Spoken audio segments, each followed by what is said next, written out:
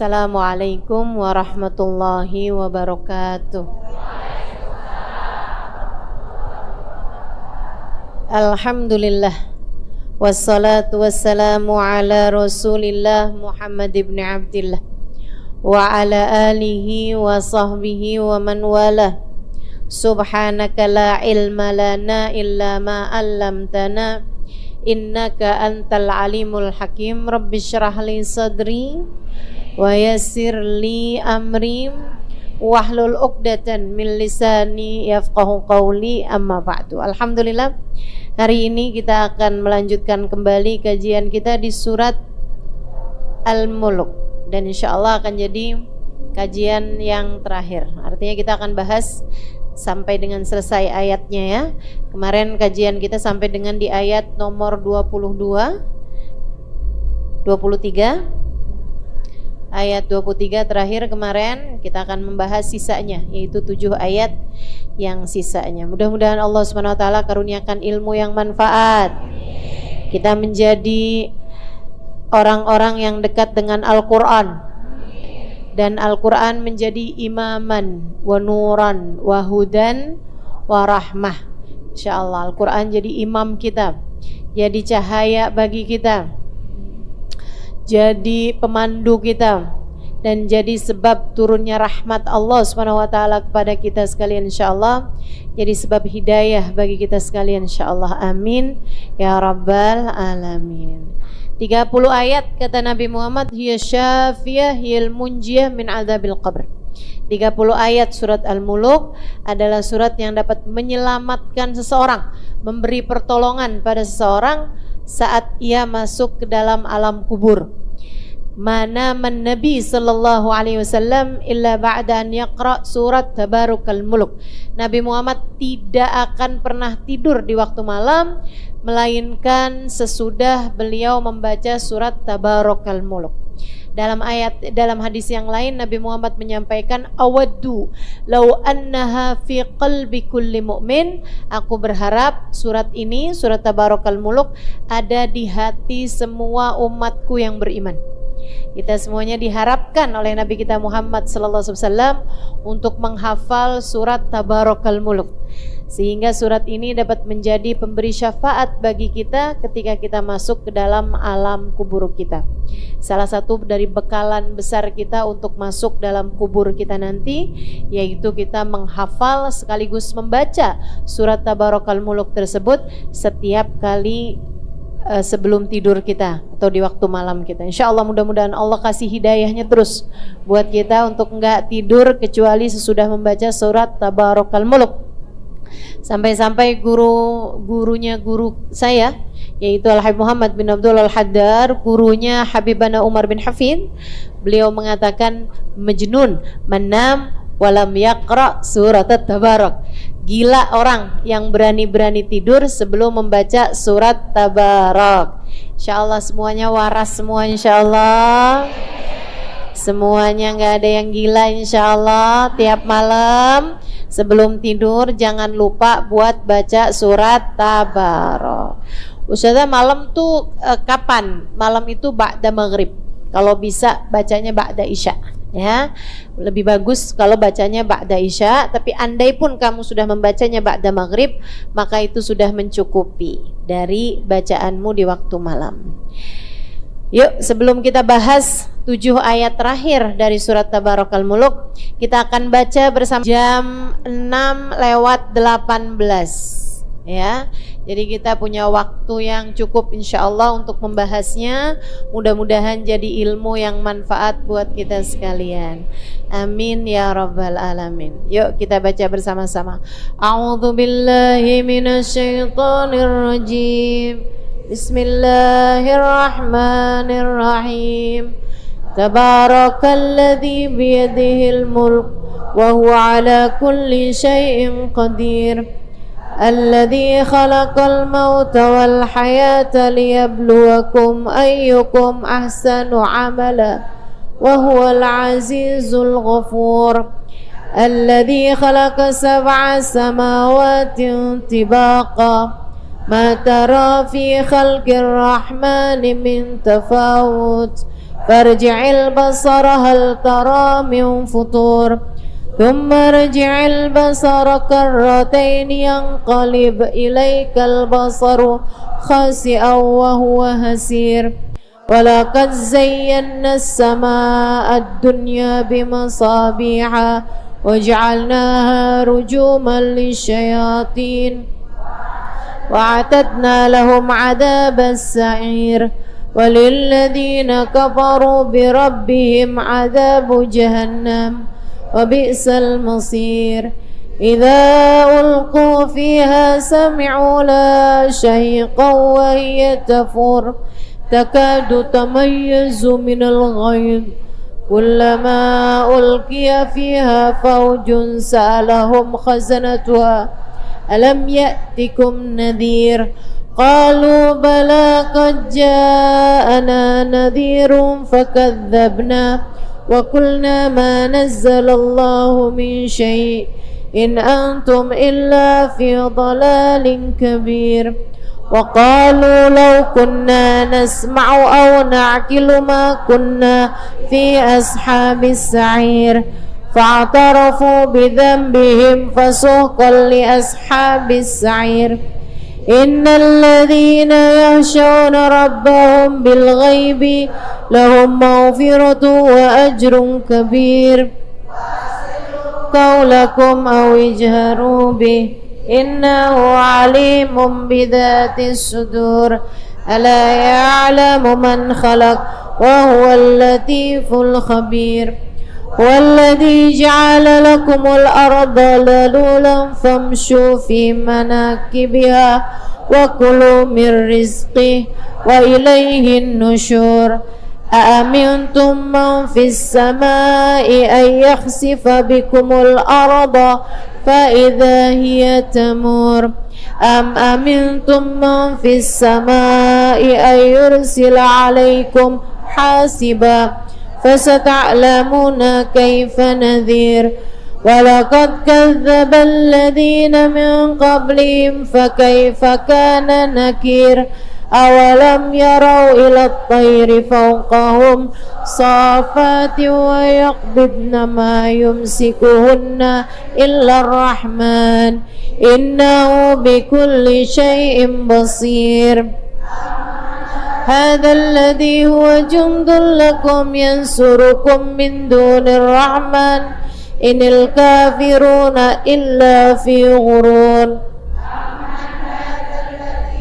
يرزقكم إن أمسك رزقه بل لجوا في عتو ونفور أفمن يمشي مكبا على وجهه أهدى أمن يمشي سويا على صراط مستقيم قل هو الذي أنشأكم وجعل لكم السمع والأبصار والأفئدة قليلا ما تشكرون قل هو الذي ذرأكم في الأرض وإليه تحشرون ويقولون متى هذا الوعد إن كنتم صادقين قل إنما العلم عند الله وإنما أنا نذير مبين رأوه زلفة سيئت وجوه الذين كفروا وقيل هذا الذي كنتم به تدعون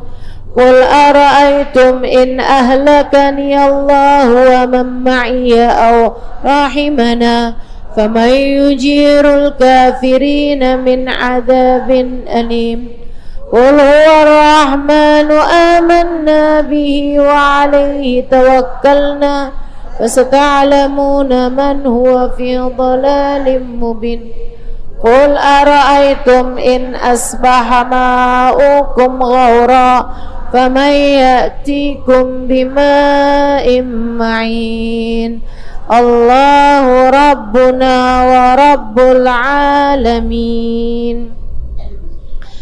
Bismillahirrahmanirrahim. Afaman yamshi mukibban ala wajhihi ahda amman yamshi sawiyan ala siratim mustaqim. Apakah kiranya orang yang berjalan di mukibban ala wajhih, merangkak dengan wajahnya. Apakah orang yang berjalan merangkak dengan wajahnya itu lebih tegak jalannya dibandingkan dengan orang yang berjalan lurus di atas jalan yang benar? Ya udah pasti orang jalan pakai muka sama jalan pakai kaki. Ya udah pasti yang benar adalah orang yang jalan pakai kaki. Orang yang hidupnya cuman mikirin buat dunia, orang yang hidupnya cuman mikirin buat nyari cintanya manusia, yang dia juga tahu kalau dia mati itu dia tinggalin semuanya. Masa orang yang kayak begitu, apalagi yang nabrak-nabrak jalannya, yang semestinya gak dicintain, dicintain, yang semestinya dia gak cintai malah dicintai, yang semestinya dia cintai malah gak dicintai, bolak-balik. Disuruh sama Allah puasa dia ogah, giliran disuruh sama dokter buat puasa dia kerjain.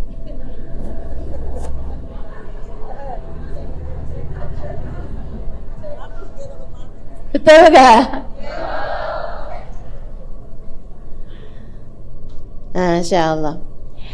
Yang jalannya nabrak-nabrak nih, ampe duit orang dia makan, harta warisan buat saudaranya dia kuasain, duit nemu di saku baju suami,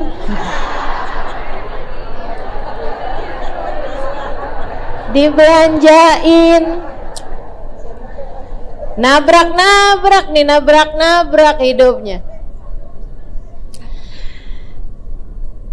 Orang yang jalannya nabrak-nabrak, yang salah dianggap benar, yang benar dianggap salah, begitu ya. Itu sama kayak orang yang jalan mukibban ala wajhi, jalannya pakai muka. Kamu kalau jalan itu pakai kaki, jangan pakai muka. Kalau mikir pakai otak, jangan pakai kaki, begitu kan?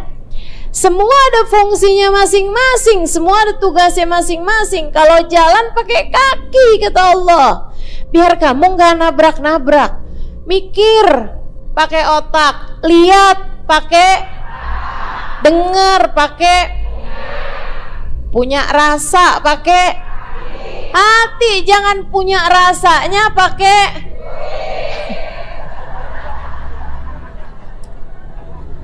baik sama suami. Kalau suaminya baru habis transfer, itu kamu rasanya berarti nggak pakai hati.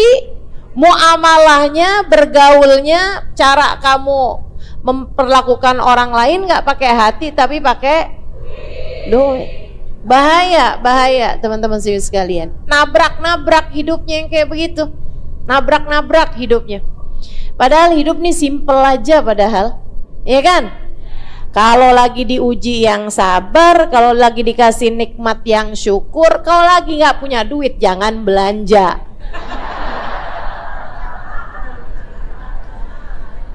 Gampang, hidup nih gampang, yang ribet kamu.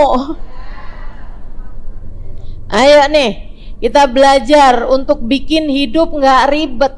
Orang jalan pakai muka, mau orang jalan pakai kaki, ribetan mana coba? Pakai muka, ribet bener kamu. Begitu kan? Allah bilang, "Afaman yamshi mukibban ala wajhi ahda amma yamshi ala siratim mustaqim." Qul, kata Allah, sampaikan kepada umat wahai Nabi Muhammad, huwallazi ansha'akum, huwallazi, Allah lah yang ansha'akum, menciptakan. Apa bedanya ansha'a dengan khalaq? Mirip sih sebenarnya, cuman kalau ansha'a itu minal adam, menciptakan dari enggak ada menjadi ada. Makanya kalau emak nih Allah turunkan air itu biasanya khalaq pakai bahasanya, bukan ansya. Ya, karena airnya itu kan dari air hujan tuh, asalnya dari air laut kan gitu tuh, dipindah-pindahin ya. Nah, itu biasanya pakai khalaq. Tapi kalau ansya itu sesuatu yang asalnya sama sekali nggak ada. Ansyakum, dialah Allah alladzi ansyakum, yang telah menciptakanmu dari tidak ada menjadi ada. Dari ayat ini kita juga bisa memberikan mafhum, memberikan pemahaman bahwasanya dalam Islam itu tidak ada reinkarnasi, teman-teman. Semua orang menghadapi kehidupannya sendiri, tidak melanjutkan kehidupan seseorang. Sebab kita ini oleh Allah bilang huwaladzi ansya'akum, Allah lah yang telah menciptakan kalian dari nggak ada menjadi ada. Bukan diputer-puterin, orang udah mati kemudian tumbuhlah hidup lagi jadi cacing. Karena dulunya suka ngambilin duit suami, akhirnya lahir lagi jadi tikus. Enggak gitu. Kita dalam Islam tidak ada maksudnya Allah Subhanahu wa taala mengajarkan kepada kita bahwasanya reinkarnasi itu tidak ada. Islam tidak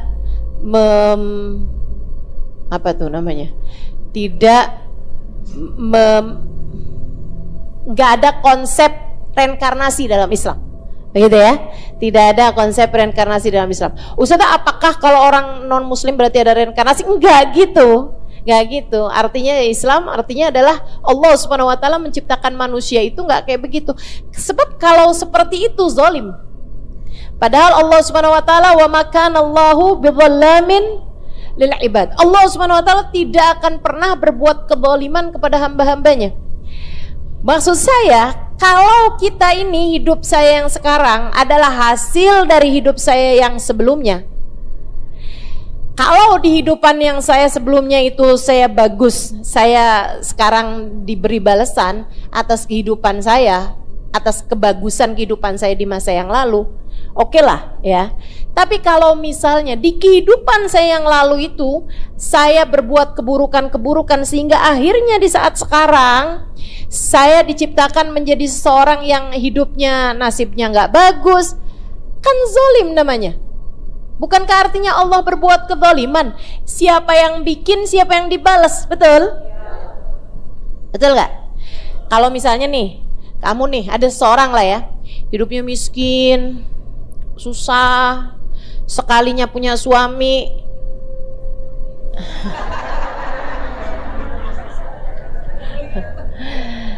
iya macam-macam lah ya, pelit misalnya begitu kan.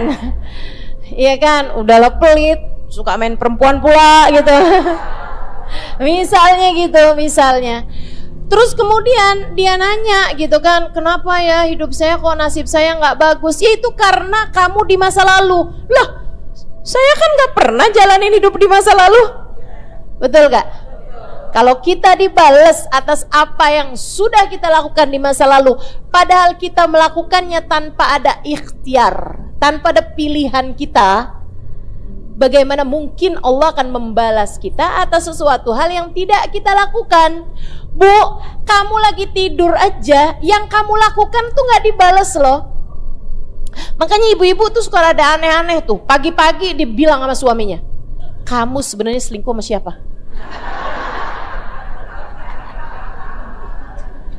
Tunggu dulu. Kok kamu bisa kayak begitu nuduh saya gitu? Iya, tadi malam saya ngimpi.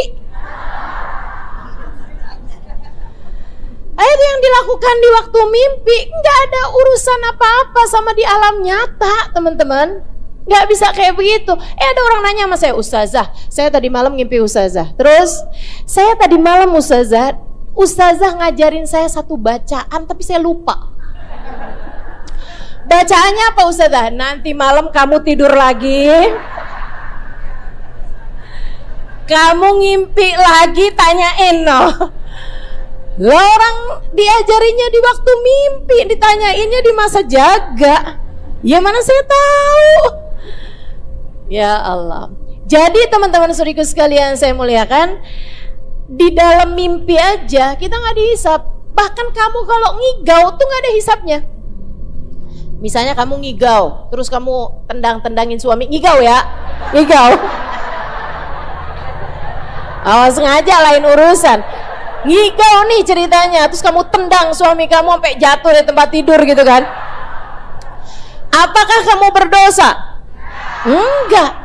Segitunya yang ngerjain kamu loh, tapi tanpa kesadaran. Apatah lagi kalau misalnya ternyata di masa lalu gitu kan, Allah menciptakan kita menjadi seseorang, kemudian kita berbuat baik atau berbuat jahat di masa itu, kemudian kita dibales sekarang di masa ini. Itu nggak begitu konsepnya, nggak gitu. Huwaladzi ansya'akum, Allah lah. Qul huwaladzi ansya'akum, Allah lah yang menciptakan kalian, ansya'akum, dari sejak awal. Maksudnya dari asalnya nggak ada menjadi ada, gitu ya. Halimali terus ya udah ini gitu. Jangan kemudian nyari sejarah. Dulunya siapa nih Ustaz Halimali terus? Lah dulunya siapa ya? Saya Halimali terus, Bu, anaknya Pak Haji Usman.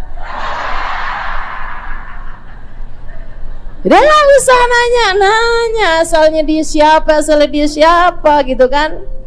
Nggak ada ceritanya. Ya udah, Allah yang menciptakan saya dari sejak awal. Bukan berarti saya asalnya siapa kemudian jadi siapa di masa sekarang gitu, nggak ada. Ansya'akum, menciptakan dari tidak ada menjadi.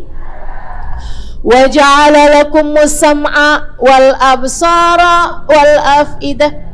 Allah lah yang telah menciptakan untuk kalian, ja'ala, menjadikan, lakum, untuk kalian, as-sam'a,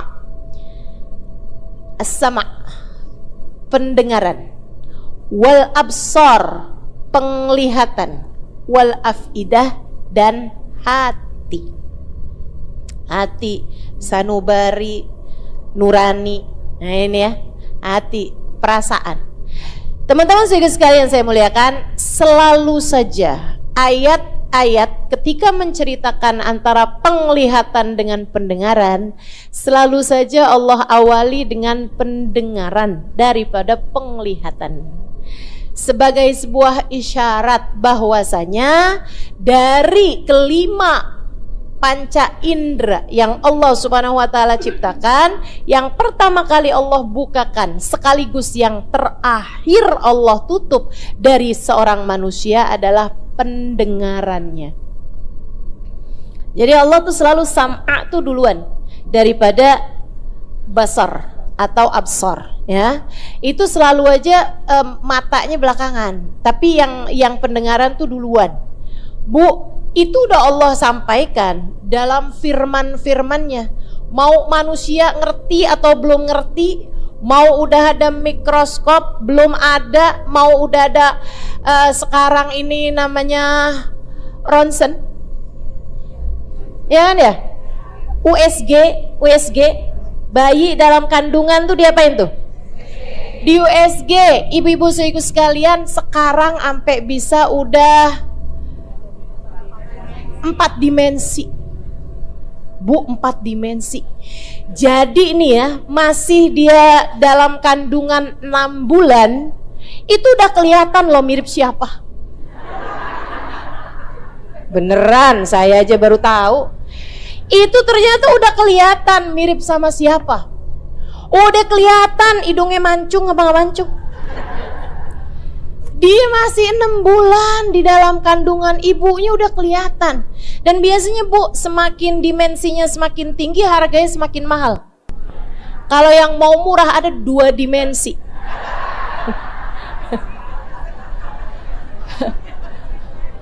Bahkan 1 dimensi. 2 dimensi itu butuh diduga.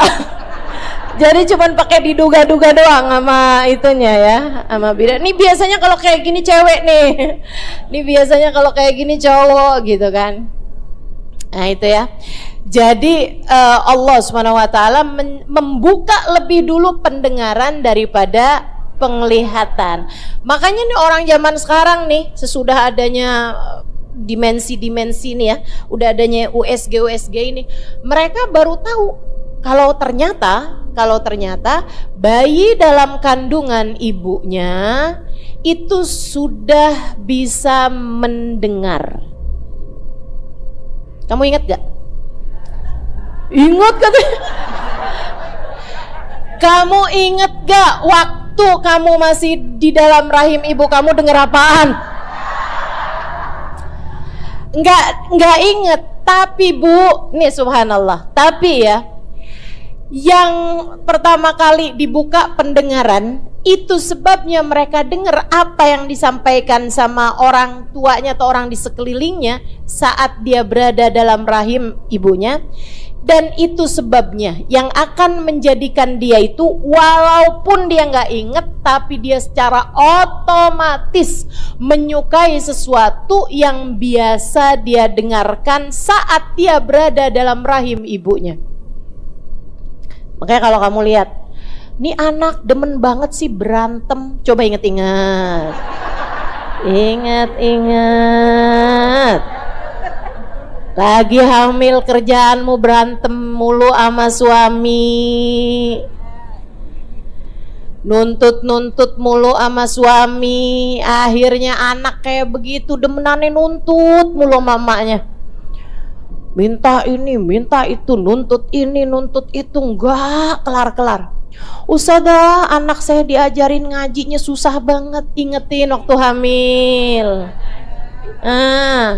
Quranmu gak pernah kamu buka. Gimana anakmu mau denger, mau seneng dengerin kajian, dengerin ilmu, dengerin Quran kalau kamu waktu hamil hobinya dengerin gosip melulu. Ustazah, anak saya demen drama, Ustazah. Dari kecil seneng banget mendrama. Anak kamu waktu hamil senengannya nonton drama aja. Ya Allah, Bu. Ayolah. Ustazah, anak saya perempuan, Ustazah, centilnya luar biasa. Kau udah ngeliatin cowok ganteng dikit aja, Ustazah, ya ampun, senyum-senyum, umurnya masih 3 tahun. Coba ingetin kamu waktu hamil, ingetin. Karena teman-teman sudiku sekalian, ini serius nih ya, kalau ada anak dari mulai hamilnya tuh ibunya seneng sama Quran, ibunya seneng sama sholawatan, ibunya seneng sama mendengar kebaikan-kebaikan, enggak salah lagi, lahir anaknya jadi secara otomatis menyukai kebaikan-kebaikan. Yuk ibu-ibu pada hamil.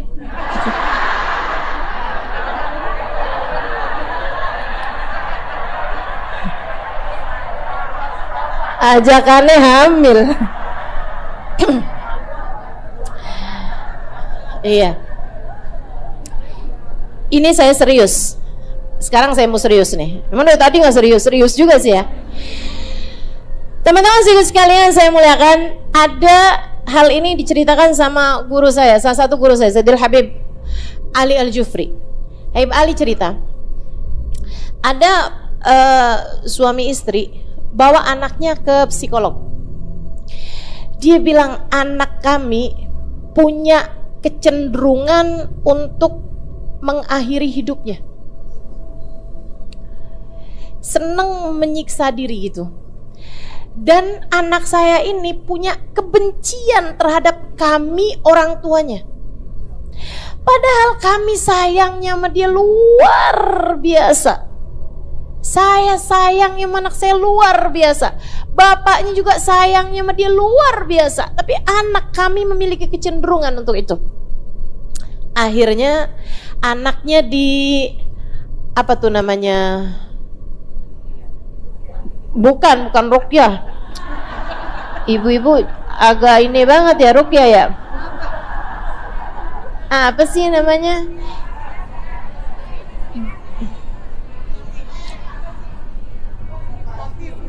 Ya, semacam hipnotis ya, semacam itu. Jadi digali bawah sadarnya, alam bawah sadarnya digali gitu. Ya, itulah. Jadi dia di ini ya negara yang canggih gitu ya, nggak yang kemudian pakai yang lihat mata saya, nggak gitu, nggak gitu. Jadi memang ada pakai alat-alat tertentu dipasangkan ke ininya untuk membaca apa namanya alam bawah sadarnya dan seterusnya. Kemudian mulai ditanya-tanya ketika dia sudah berada di alam bawah sadar. Teman-teman sekalian, akhirnya habis selesai di hipnoterapi itu ya, dihipnotis anaknya itu, kemudian psikolognya bilang gitu kan, anak kamu itu punya kesadaran bahwa kalian berdua orang tuanya pernah akan menghilangkan nyawanya. Kata orang tuanya, enggak pernah sama sekali. Kami tidak pernah melakukan sama sekali hal tersebut. Dia bilang, kami sayangnya sama dia luar biasa. Ibu-ibu saudara sekalian, ternyata sesudah ditanya-tanya, itu terjadi di saat masa kehamilan. Jadi si ibu itu di saat lagi hamil gitu ya, saat lagi hamil bulan-bulan udah usia kandungannya udah ditiupkan roh 4 bulan, 5 bulan begitu. Ibunya itu kayak belum punya kesiapan untuk bisa hamil, dan terus juga ada anaknya yang sebelumnya itu juga masih kecil dan seterusnya sampai akhirnya si orang tua ini kayak berdiskusi, gimana kalau kita gugurkan saja anak ini. Percakapan sampai katanya Habib Ali Jufri, dua orang ini, ibu sama bapak ini bercerita dengan linangan air mata. Itu adalah percakapan kami di dalam kamar saat kami berdua sedang berduaan aja, nggak ada yang lain-lain. Dia bilang, gimana ya, ini kan kondisi begini begitu dan sebagainya, gimana kalau kita gugurkan aja. Meskipun akhirnya nggak jadi lahir, disayangin, dicintain, apa yang didengar sama anak saat usia 4-5 bulan tersebut direkam di dalam alam bawah sadarnya, dan sampai dengan anak mereka berusia 5-4 tahunan, itu anaknya punya kebencian tersendiri kepada orang tuanya karena merasa bahwa orang tuanya dulu pernah untuk berniat menggugurkan anak tersebut. Kesian kan? Kesian teman-teman saudara sekalian. Ini masih bayi aja kayak gitu. Gimana kamu udah gede-gedean anaknya, kemudian ngata-ngatain anaknya, ngomongin anaknya di hadapan teman-temannya, ngeledek anaknya, dipanggil dengan panggilan-panggilan yang dia benci, mentang-mentang badannya ukurannya XXL, kamu panggil dia ndut, gembrot, gemoy. Kamu pikir itu lucu, teman-teman saudara sekalian? Anak kamu nganggapnya nggak lucu. Apaan sih mama? Dan kamu pikir anak saya kok buat lucu-lucuan aja, nggak lucu bu. Saya bilang nggak lucu. Ada apaan kayak gitu? Kamu pikir anak kamu nggak punya perasaan apa? Ayo belajar, yuk belajar. Huwaladzi ansya'akum wa ja'ala lakumus sam'a. Allah lah yang menciptakan pendengaran, wal absar, Allah yang menciptakan mata, wal afidah, Allah yang menciptakan hati, bukan kamu, bukan kamu. Maka anakmu walaupun ia lahir dari rahimmu, anakmu bukan milikmu, dia miliknya Allah subhanahu wa ta'ala, jalla jalaluhu wa ta'ala ta'zamatu. Maka dari mana kamu merasa punya hak untuk menyakiti hati anak-anakmu? Siapa yang bilang kamu punya hak buat menyakiti hati anakmu? Nggak ada, nggak ada. Anakmu bukan punya kamu. Teman-teman sekalian, kamu nih ya yang suka marah sama anaknya sekalipun, mau nggak kalau ada orang lain marahin anak kamu? Kamu nggak mau. Kamu nggak mau. Ada tetangga tiba-tiba marah-marahin anak kamu, kamu marah. Kenapa kok kamu Marahin anak saya lagi gantiin kamu.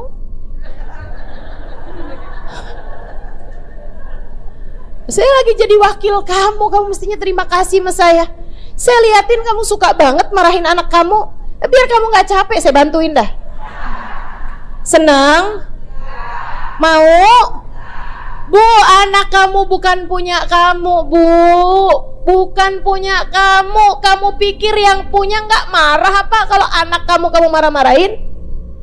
Anakmu punyanya Allah. Anakmu punyanya Allah. Kamu marah-marahin dia, apalagi kalau kamu pukul dia, apalagi kamu panggil dia dengan nama-nama binatang. Kamu pikir yang punya gak marah apa sama kamu? Marah. Demi Allah marah. Demi Allah marah. Yang punya marah. Makanya nih buat ibu-ibu yang suka ngomel sama anaknya, ya, buat ibu-ibu yang hobinya marah-marah mulu, sama anaknya dimarahin, sama suaminya dimarah-marah, sama semua orang di sekelilingnya marah-marah. Bu, kamu ngerasain ustazah, kok rezeki saya susah banget ya ustazah? Nggak salah. Nggak salah rezekimu seret, nggak salah hidupmu susah, kerjaanmu tuh kayak gitu mulu, marah-marah pulu. Yang punya kehidupan nggak seneng sama kamu, nggak respect sama kamu, sehingga akhirnya kehidupanmu dibuat sulit karena kamu bikin sulit kehidupan orang lain. Jelas? Ayo nih yang suka marah-marah tobat. Tobat. Ini saya kalau ngomongin kayak gini lama-lama saya marah-marah nih. Katanya nggak boleh marah-marah. Wa ja'ala lakumus sam'a wal absara wal afida. Jadi pendengaran duluan diciptakan sama Allah Subhanahu wa taala daripada penglihatan. Wal afidah, daripada hati dan perasaan juga.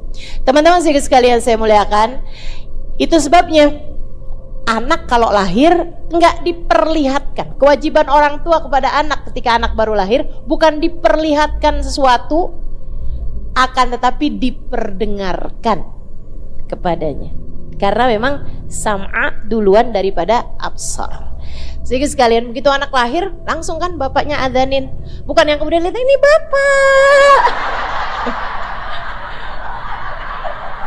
Betul kan? Enggak yang kemudian mamanya bilang, nah ini mama. Enggak ada. Begitu lahir langsung Allahu Akbar, Allahu Akbar. Nah, begitu bukan?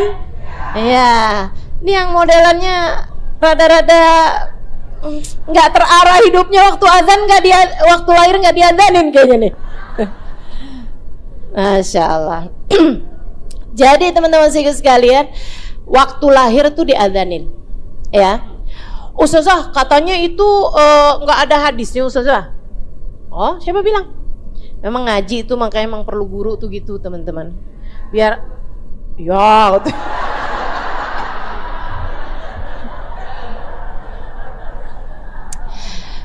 Haji perlu guru tuh kayak gitu ya, biar hidupnya tuh ngerti gitu, yang bimbingan yang mana, yang bukan yang mana. Katanya nggak perlu diazanin, nggak perlu dikomatin karena hadisnya dhaif. Hadis dhaif itu ada banyak hal yang kadang-kadang bisa jadiin dia kuat. Salah satunya adalah amalan yang dilakukan oleh para sahabat. Jadi hadisnya diriwayatkan bahwasanya Nabi Muhammad dikabarin telah lahir Sayyidina Husain. Sayyidina Nabi Muhammad SAW bergegas menuju Husain, kemudian membawa anak tersebut, maksudnya mengangkat anak tersebut dan mengadzani di telinganya yang kanan serta mengiqamati di telinganya yang kiri, sebagaimana hal itu telah dilakukan ketika kelahirannya Sayyidina Hasan, abangnya.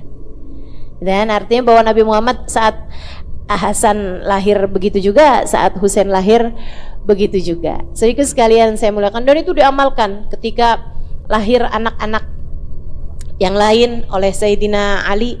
Mas Sayyidina Ali punya ustazah anak yang lain yang selain daripada Sayyidah Fatimah, punya ada nama anak beliau dari perempuan Bani Hanafiyah, yaitu Sayyidina Muhammad ibn al-Hanafiyah.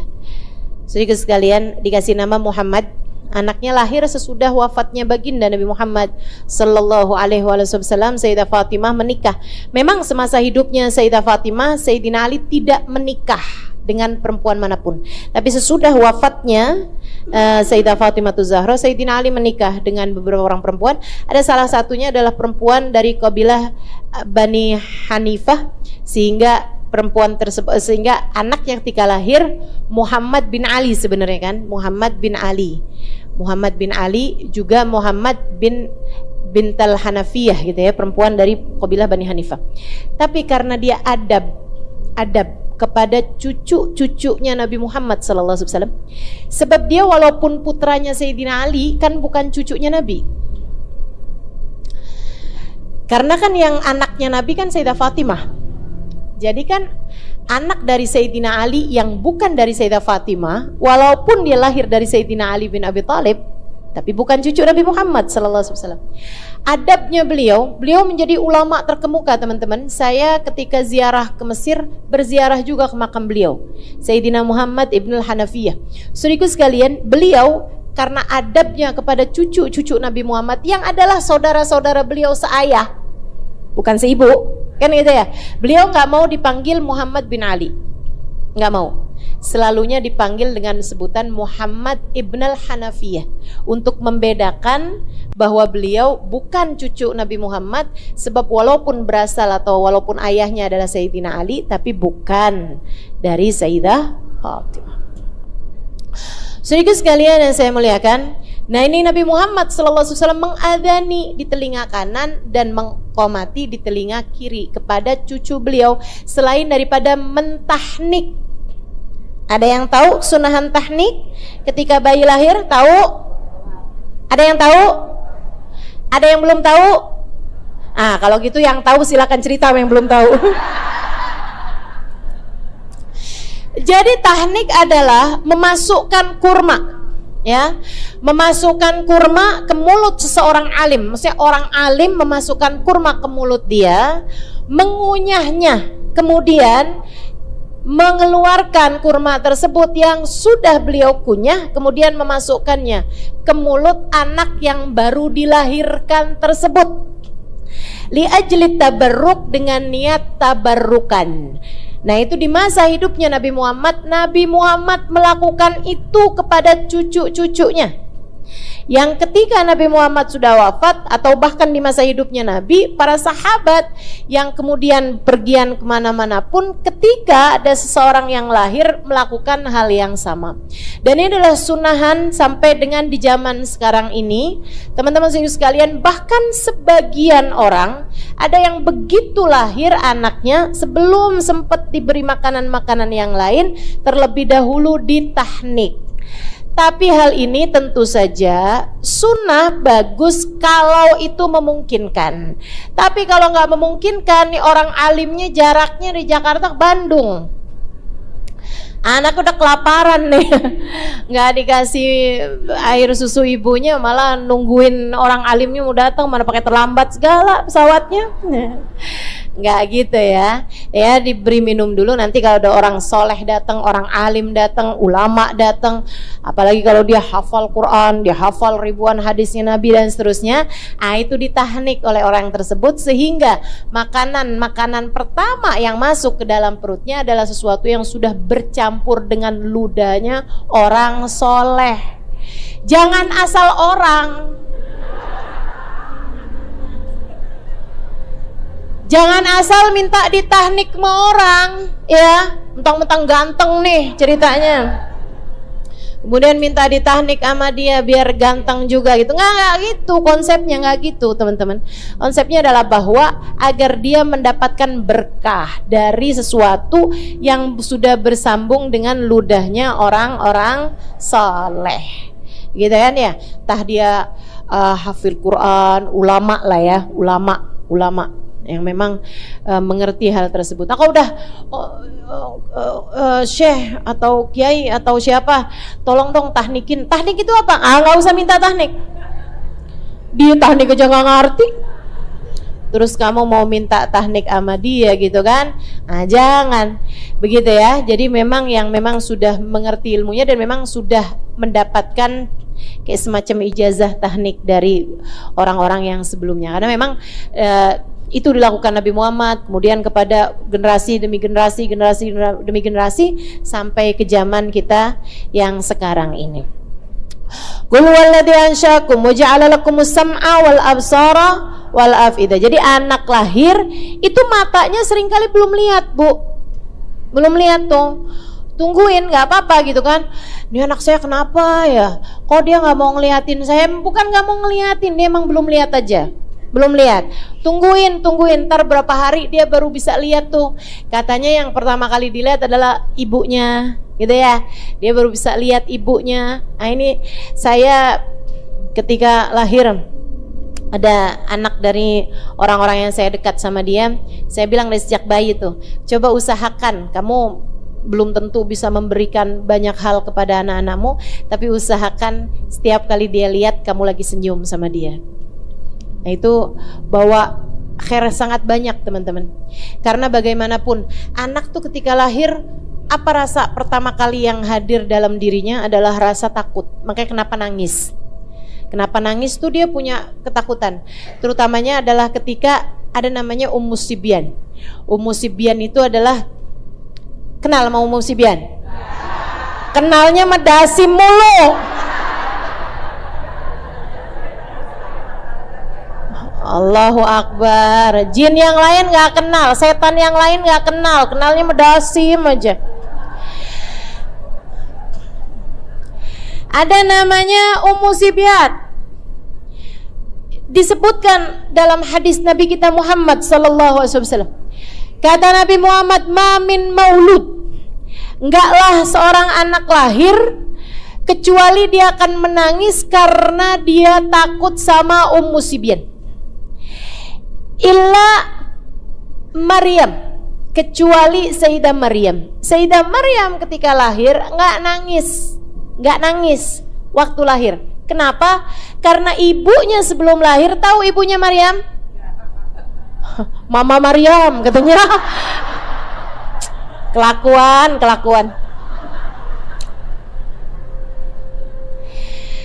Sayyidah Maryam ibunya namanya Hanna. Tahu bapaknya namanya? Apa tuh? Abi Maryam? Enggak. Ya, Imran. Ali Imran adalah keluarganya Imran, keluarganya Nabi Allah Imran. Nabi tapi bukan Rasul ya.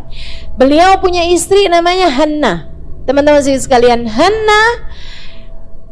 Hanna ini menikah dengan Sayyidina Imran, lama gak punya anak. Di surat kedua dalam Al-Quran itu loh, Ali Imran. Makanya itu alnya gak boleh digabung, ya. Bukan yang Al-Imran sama dengan At-Taubah sama dengan Al-Fatihah, itu enggak. Alnya itu dipisah. Oh, kenapa nih Ustaz dipisah? Apa waktu itu bolpennya habis bagaimana nih? Enggak. Ini enggak tentang penanya habis ya, tapi tentang artinya beda. Kalau al yang lain itu kayak al-ma'rifat namanya, penanda de kalau dalam bahasa Inggris ya. Nah itu. Nah kalau dalam, repot kan ibu-ibu ngajarin bahasa Arab. Udahlah ya, pokoknya gitulah ya. Al-ma'rifat gitu kan, kayak mau menunjukkan sesuatu yang tertentu gitu. Nah itu kalau al yang lain begitu kan. Tapi kalau kemudian al-imran itu bukan al-ma'rifat begitu, akan tetapi al yang punya arti keluarga. Wa ala alihi, kan alnya artinya keluarga tuh ya. Jadi Al-Imran artinya adalah keluarganya Imran. Yang dimaksudkan di situ adalah ibundanya atau istrinya yang bernama Hanna dan juga anak perempuannya yang bernama Sayyidah Maryam alaihi ridwanullah. Nah, ketika Sayyidah Maryam itu lahir, ibunya nih Bu, emang itu perempuan yang sangat menginspirasi sekali ya. Katanya Allah SWT di dalam surat Ali Imran ayat 35 ke belakang. Saya akan bacakan. A'udzubillahi minasyaitonirrajim. Falamma ahassa bukan. Idh qalat imratu Imran, a'udzu billahi minasyaitonir rajim. Idh qalat imratu Imran, Rabbi inni nadartu laka ma fi batni muharraran fataqabbal minni innaka antas samiul. Falamma wada'atha qalat Rabbi inni wada'tuha untha wallahu a'lamu ma wada'at wa laysa dzakaru kal untha wa inni sammaituha Maryam wa inni u'idzuha bika wa dzurriyyataha minasyaitonir rajim. Ketika dia melahirkan anaknya, jadi Ummu Maryam atau Hanna, Sayyidah Hanna udah lama nikah nggak punya anak, sampai kemudian dia merasakan ada sesuatu yang berbeda di dalam di perutnya, rahimnya. Dia berhenti datang bulan. Taulah dia bahwa dia hamil. Ketika dia mulai merasa bahwa hamil, dia nazar, Rabbi inni nazartu laka ma fi batni muharraran fataqabbal minni. Ya Allah, aku nazar, aku berniat menjadikan apa yang ada dalam kandunganku ini, ya Allah, persembahanku untukmu. Terimalah ia dariku, ya Allah. Sungguhnya engkau adalah zat yang maha mendengar lagi maha mengetahui. Falamma wada'atha, sampai ketika dia melahirkan anaknya, qalat Rabbi ini wadu'atuha untha. Wah, ternyata anaknya lahir perempuan. Padahal udah dinazarin mau buat jadi penjaganya Masjidil Aqsa. Kalau perempuan kan ada mensnya. Kalau perempuan kan nggak bisa standby jadi penjaganya masjid, begitu ya. Jadi imam atau jadi penjaga masjid kan ada waktu-waktunya malah nggak bisa masuk masjid. Walaysa dzakaru kal untha, laki-laki kan nggak sama dengan perempuan. Wallahu a'lam wada'at. Allah tahu apa yang dilahirkan. Allah tahu. Walaysa dzakaru kal untha, laki-laki nggak sama sama perempuan, nggak sama. Dan Allah tahu apa yang dilahirkan. Jadi jangan ada sesiapapun yang bilang saya sebenarnya adalah laki-laki yang terjebak dalam tubuh perempuan. Allah keliru memasukkan saya nih ke dalam rahim ibu saya. Nggak ada ceritanya, Allah nggak tahu, nggak ada ceritanya, Allah keliru. Wallahu a'lamu bima wada'at. Allah tahu apa yang dilahirkan oleh seorang perempuan. Wa inni sammaituha Maryam. Aku beri nama anak ini dengan nama Maryam. Wa inni. Nah, ini ucapan nih. Ibu-ibu hamil, hafalkan ini. Nenek-nenek yang punya anak hamil, hafalin ini. Biar nanti kasih tahu anaknya enak. Nah, nanti kalau lahiran baca ayat ini, nak. Diajarin mau ustazah. Ayat mana? Apa tuh ya? Ali Imran ayat 36. Ya. Tapi bukan dari awal, bukan dari falamma wada'atha qalat rabbi inni wada'tuha untha, enggak usah.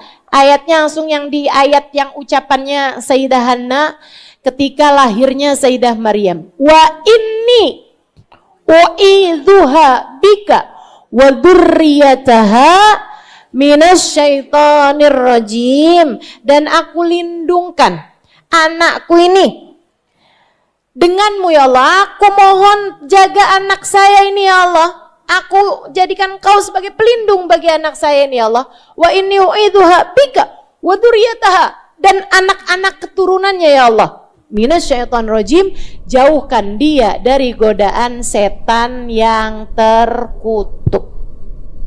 Katanya Nabi Muhammad sallallahu alaihi wasallam, anak tuh kalau lahir bakalan digangguin sama setan namanya Ummu Sibyan, kecuali lahirnya Maryam.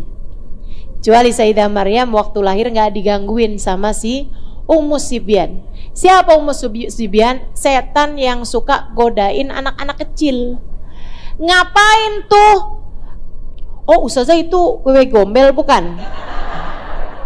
Mungkin ya sama orang kita disebutnya kayak begitu. Tapi yang pasti setan ini memang kerjaannya adalah gangguin anak-anak kecil. Digangguinnya gimana? Bukan digangguin kayak yang laki orang cakep juga tuh, nggak gitu. Anak kecil, anak bayi ya, nggak digangguin urusan belanja di Shopee enak nih, nggak gitu. Digangguinnya adalah dengan ditakut-takutin. Ya, jadi setan Ummu Sibyan ini bikin takut sama anak itu sehingga anaknya nangis. Ngapain dia godain anak-anak sehingga anaknya jadi nangis tuh ngapain? Buat godain orang tuanya agar tidak khusyuk dalam beribadah. Makanya kamu liatin, ada banyak anak-anak itu kalau ibunya nonton TV dia anteng, giliran ibunya baca Quran nangis. Ih, anak saya nih ya, kok dia begini? Nih anak saya beneran apa bukan? Bu, itu anakmu. Wah, ini anak saya nih digangguin, ini lagi kerasukan ini. Bukan, dia nggak lagi kayak begituan, enggak usah. Cuman kamu harus tahu aja, dia sedang ditakut-takutin sama setan namanya Ummu Sibyan. Kenapa setan nakut-nakutin kayak begituan? Buat godain orang tuanya, biar dia tidak konsentrasi dalam beribadah. Itu, segitunya tuh, setan tuh emang profesional, luar biasa. Sampai anak-anak kita digangguin sama dia. Gitu ya. Nah itu teman-teman sekalian. Nah biar anak-anak kamu itu nggak banyak digangguin sama setan, gimana Ustazah? Taruhin gunting ya Ustazah? Nggak usah. Ada tuh naruh gunting. Apa? Bangle apa tuh? Kapur? Oh iya. Iya. Enggak ya, bukan kayak gitu-gitu ya. Bukan dengan diletakkan barang-barang yang semacam itu, akan tetapi dibaca-bacain. Sering-sering diajakin zikir. Bu, anak akan seneng mendengarkan sesuatu, apalagi jika itu biasa dibaca sama ibunya, ataupun biasa disandingkan si bayi itu ketika ibunya bacaan. Ya, ibunya baca Quran. Saya ingat teman saya. Waktu saya tinggal di Tarim, itu kan memang saya banyak berkawan sama ibu-ibu muda yang kayak suami istri gitu datang, mereka tinggal kontrak di rumah, suaminya belajar di Darul Mustafa, terus istrinya belajar di Darul Zahra. Nah, banyak di antara mereka yang memang belajarnya sama saya. Saya ini jadi ustadzahnya udah lama, Bu. Ustadzah sombong, enggak, saya menceritakan fakta. Biar kamu nggak ragu-ragu nih Ustadzah Halimah nih ya. Bener nggak sih yang disampaikan? Benar, tenang. Saya udah lama ngajar. Siku sekalian saya muliakan, satu hari ada teman saya namanya Aisyah. Dia dari Swedia, ya, dari Swedia. Dia datang, bukan dari Swedia datang ke Darul Zahra, bukan, maksudnya dia memang aslinya dari Swedia, tinggal lama di situ di Darul Zahra. Satu waktu dia datang sama saya, terus dia bilang, Ustazah, ta'alam tu syai', dia bilang, hari ini saya belajar sesuatu, dia bilang gitu kan, dari anak saya. Anak saya hari ini ngajarin sama saya sesuatu. Saya bilang, anak kamu kan masih bayi. Dia bilang, iya Ustazah. Jadi dia itu rupanya dari mulai hamil, dia nanya sama Hubaba Nur, Hubaba, saya ini lagi hamil, apa bacaan yang harus saya baca setiap hari gitu. Hubaba bilang, udah amalin aja di Hulasatul Madad itu ya, kitab Hulasah yang kemarin saya bahas di Stora itu kan. Nah itu dia bilang, kamu amalkan aja. Lihat kan, tebel banget kan. Dia bilang, Baba saya ini belum terlalu lancar juga bacanya. Dia bilang, boleh nggak kasih saya apa gitu yang harus dibaca, pokoknya kalau saya nggak keburu yang lain-lain itu aja dibaca. Baba lihat-lihat, tapi ini penting. Akhirnya lama-lama Baba bilang, jangan tinggal Khulasah sama surat Yasin kalau pagi. Jangan tinggal Wirdul Latif sama Yasin pagi hari. Pagi hari kamu harus baca Wirdul Latif, zikir pagi sore itu ya, Wirdul Latif sama surat Yasin. Dari mulai hamil tuh dia baca itu setiap pagi. Akhirnya dia ngelahirin. Lahiran pun gitu juga, dibaca itu setiap pagi. Sampai ketika masa nifas dia nanya lagi sama Hubaba, Hubaba gimana Hubaba? Baca aja nggak apa-apa. Biniat dzikir kata Hubaba.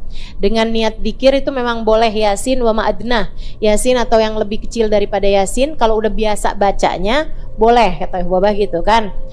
Bacalah dia nih. Dia bilang tadi pagi nih Ustazah, Dia bilang, saya itu lagi habis selesai baca Wirdul Latif. Dia bilang, terus mau baca Yasin. Tiba-tiba suami saya telepon. Suami saya bilang, saya nih lagi ada tamu, orang dari negeri kita. Sekarang mau datang ke rumah, tolong siap-siapkan makanan gitu kan, siapkan jamuan. Jadi saya yang mau baca Yasin nih nggak jadi Ustazah, saya tutup nih Ustazah. Yasin saya itu hulasah saya, dia bilang saya masak. Lagi tengah-tengah masak nih anak saya, biarin aja di situ, dia udah mulai merangkang tuh anaknya. Kayak hampiran 1 tahun gitu ya, udah bisa merangkak. Dia bilang tiba-tiba anak saya tuh tarik-tarik baju saya Ustazah, terus dia ngomong sesuatu. Nah kami nih di tradisi barat, itu kata pertama akan jadi masuk dalam biografi anak itu. Jadi kayak kalau kita tuh kan kalau ditanyakan cita-cita, padahal cita-cita ganti mulu ya kita ya. Nah itu waktu zaman dia bilang kalau di kami itu biasanya yang jadi pertanyaan itu adalah kata pertama. Kata pertama seorang anak itu jadi suatu hal yang penting, masuk kayak dalam apa namanya biodatanya gitu, dalam biodatanya si anak itu tuh masuk gitu kan, kayak gitu. Jadi dia bilang ketika anak saya ngomong sesuatu ini bakalan jadi kata pertama yang keluar dari mulut dia. Jadi saya matiin kompornya, dia bilang kayak gitu. Saya serius langsung ambil HP, saya mau denger kata pertama dia itu apa. Dia bilang Ustaz tahu dia ngomong apa? Ditarik-tarik baju saya, dia bilang Yasin, Yasin. Yang dibacanya adalah Yasin. Kayak dia nagih ke mamahnya, mana mamah Yasin saya? Pagi ini kamu belum baca Yasin, mamah mana Yasinnya? Subhanallah. Ini kalau ibu-ibu nih kayaknya tarik-tarik anaknya bilang kul. Karena yang dibaca kulhu doang.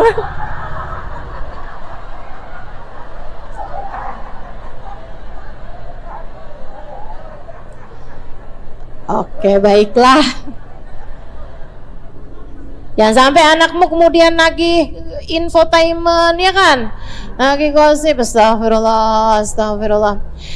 Ayo deh kita benerin hidup kita deh, insyaallah ya. Jadi yang pertama kali didengar oleh anak ketika baru lahir adalah yang pertama kali dibuka dari panca inderanya adalah pendengaran, wal absar, dan penglihatan. Allah Subhanahu wa taala yang menciptakan, menjadikan mata, menjadikan telinga, wal afidah, dan juga menjadikan hati, qalilan ma tashkurun. Tapi kalian tuh sedikit banget bersyukurnya, kata Allah gitu. Aduh, disinggung-singgung nih kita sama Allah Subhanahu wa taala. Giliran lagi pandangan matanya kabur, waduh panik. Giliran lagi datang sakit sedikit, flu dikit, oh panik. Giliran ini panik, giliran itu panik. Tapi sama Allah Subhanahu wa taala dikasih bertahun-tahun nih, mata enggak pakai bayar, telinga enggak pakai bayar ya kan? Perasaan hati kita nih sama Allah Subhanahu wa taala dikasih segala macam kenikmatan. Kita nggak syukurin, tapi giliran datang ujian sedikit aja orang se-RT se-RW tahu semua. Masya Allah. Ayolah, bismillah kata Allah. Qalilan ma tashkurun, kalian susah banget mau syukurnya.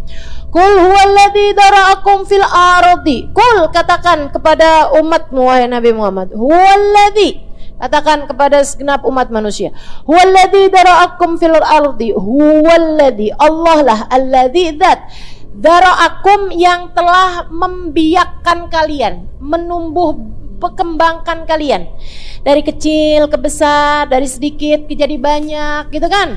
Saya yakin nih 20 tahun yang lalu orang Tebet gak segini banyak. Tambah banyak kan begitu ya. Nah, apalagi orang Indonesia begitu kan, tambah banyak. Ada sih sebagian negara yang malah kurang orang. Sampai saya pernah baca tuh di Jepang ada sekolahan yang jadi tutup karena muridnya sisa 2. Pas buka pendaftaran yang masuk cuma 2 orang, akhirnya disuruh sekolah yang lain, sekolahannya tutup, teman-teman sekalian. Kurang orang. Kenapa gitu? Nggak pada mau kawin, nggak pada mau punya anak, ribet gitu kan, ngurusin anak. Ah udahlah, nggak usah punya anak. Gitu tuh mereka tuh. Ya Allah, ya Allah. Karena nggak diajarin konsep pahala. Sementara kita ini yang jadi ibu semua ada nilai pahalanya. Kamu nyusuin anakmu nilai pahala. Ini saya kasih tahu, ibu-ibu yang menyusui anaknya jangan nggak nyusuin anak. Ini gimana sih kata-katanya? Ibu-ibu yang pada punya anak jangan memutuskan untuk tidak menyusui anakmu. Kan ada tuh, ya kan, takut badannya berubah, takut ini itu. Kecuali kalau memang Allah nggak kasih keluar, ya itu lain lagi. Ya itu sama aja kayak orang bukannya mestinya punya banyak anak, kok Ustazah nggak punya anak? Nah, lain lagi tuh, lain lagi gitu ya, emang nggak dikasih gitu kan. Tapi kalau misalnya kamu punya anak dan kamu bisa menyusui anakmu dalam artian ASInya keluar dan memang anaknya juga sehat, memungkinkan untuk disusuin gitu kan. Nah itu jangan sampai nggak nyusui anak. Nggak usah juga pakai ada acara, ya udah kalau gitu diperas, taruh di kulkas, kecuali dalam keadaan-keadaan tertentu nggak apa-apa. Tapi bahwa itu adalah caramu menyusui, gitu kan? Jangan teman-teman sekalian. Biarkan anakmu menyusu darimu secara langsung. Itu teman-teman sekalian, kontak matanya beda, sentuhannya beda. Dan kamu tahu Allah senang banget ngelihat ibu-ibu yang menyusui. Allah ketika menyebutkan ada 3 hal yang menjadi penghalang Allah hentakkan bumi, Allah hancurkan bumi. Ini ada 3 penghalangnya kata Allah SWT dalam salah satu hadis Nabi kita Muhammad SAW. Laula syuyukhin rukka walaulal maradi' rudda walaulal marati' rutta lahudimat suwami'ul ard.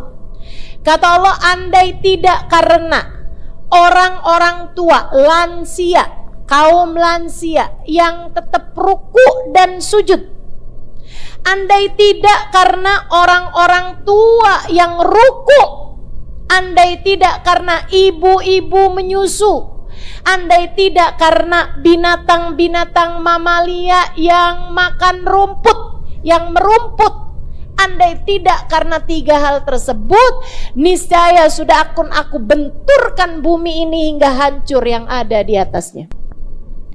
Jadi kamu jangan meremehkan wanita menyusui. Kamu kalau lagi menyusui, nah itu kamu harus tahu, itu adalah salah satu hal yang membuat Allah menurunkan hujan rahmatnya di atas muka bumi. Allah mau marah nih kepada hamba-hambanya di atas muka bumi. Zina, riba, begitu kan, perang satu sama lain. Allah udah mau hancurkan bumi, tapi ngelihat ada yang lagi menyusui, nggak tega Allah. Allah ngelihat ada orang tua bangun di waktu malam jam 3 ruku, walaupun udah berat, sujud, walaupun udah tertatih pelan-pelan. Allah lihat kambing makan rumput-rumputan, itu kan ya. 3 hal itu yang membuat Allah Subhanahu wa taala nggak tega kepada hamba-hambanya. Jadi yang pada punya anak atau punya cucu, ya kan, bukan neneknya suruh nyusuin, tapi kamu bilang sama anak-anak kamu, ya kan, repot mah kalau nyusuin mah, nanti begini mah begitu. Bantuin bu, bantuin, jangan sampai kamu bilang waktu lo kecil gue yang ngurusin. Nah, ayo nih, berasa nih, giliran sekarang lo punya anak, gue juga yang mesti ngurusin. Enggak gitu ya, nenek-nenek yang pada ngaji. Atau gini, soalnya Ustazah kalau nggak gitu Ustazah, saya disuruh jagain cucu mulu nggak bisa ngaji. apa-apa, ada nilai ibadahnya Bu, ada nilai ibadahnya, semuanya ada pahalanya. Kamu lagi ngasih makan anak kecil, dan lagi nyuapin anak-anak, lagi nyenengin hati mereka. Ya Allah Bu, Allah rahmat, Allah Rahman, Allah Rahim. Allah paling kesian sama orang-orang yang bisa kasih sayang sama orang lain. Jadi kalau kamu pengen disayangin Allah, Ustazah tuh kepengen loh nasib saya bagus, saya kepengen Ustazah biar hidup saya tuh gampang, saya kepengen Ustazah biar saya itu punya kehidupan yang baik. Itu apa yang harus saya lakukan? Cobain, senengin anak-anak, senengin orang lain, senengin anak-anak kecil. Nah kayak ibu kalau tahu tuh dulu habaib zaman dulu terutamanya tuh, kalau ngelihat anak kecil suka dikasih duit, iya sih?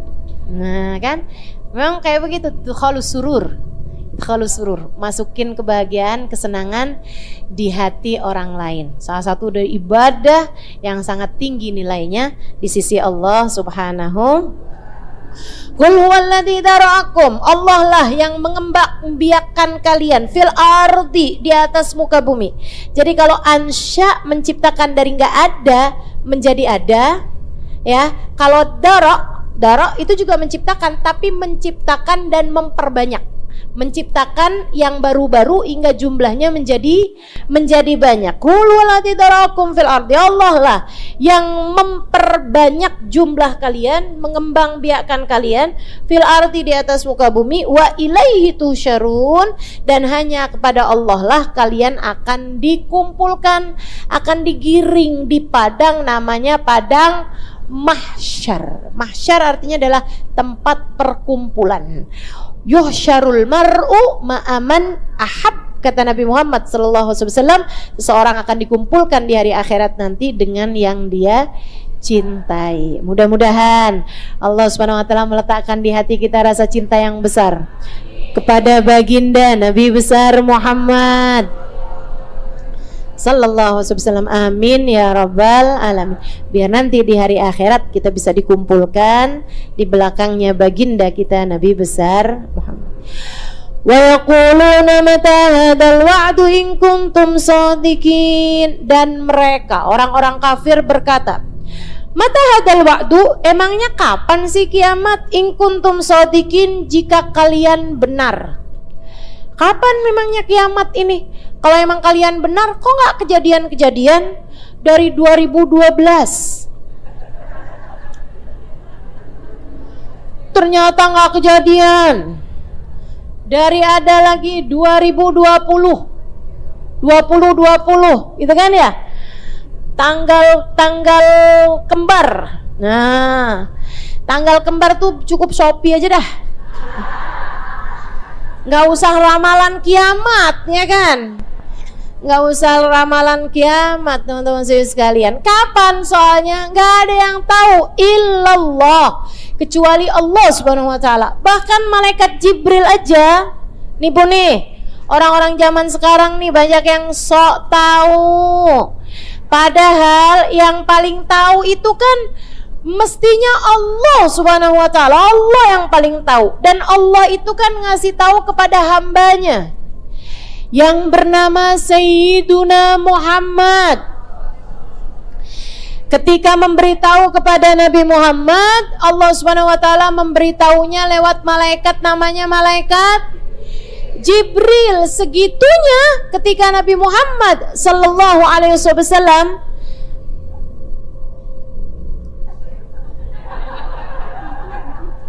kenapa nih ada diskusi di belakang bangku saya? Ya ini ganggu nih saja. Oh, iya, nanti akan saya bacakan doa. Kita akan bacakan bersama-sama doanya ya. Baik, teman-teman sekalian, saya mana tadi?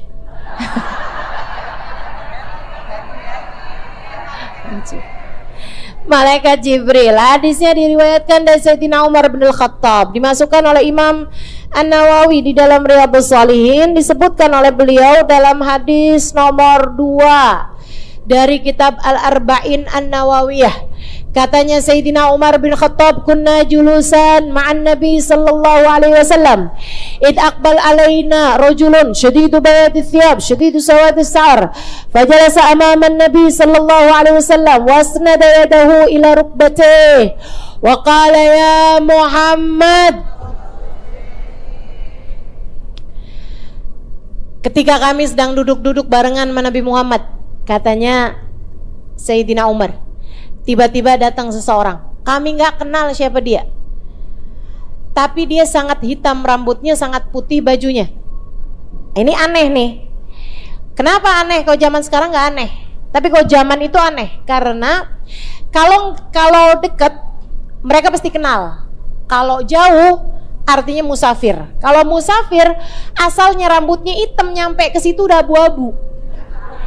Asalnya bajunya putih nyampe di situ udah berdebu, udah coklat.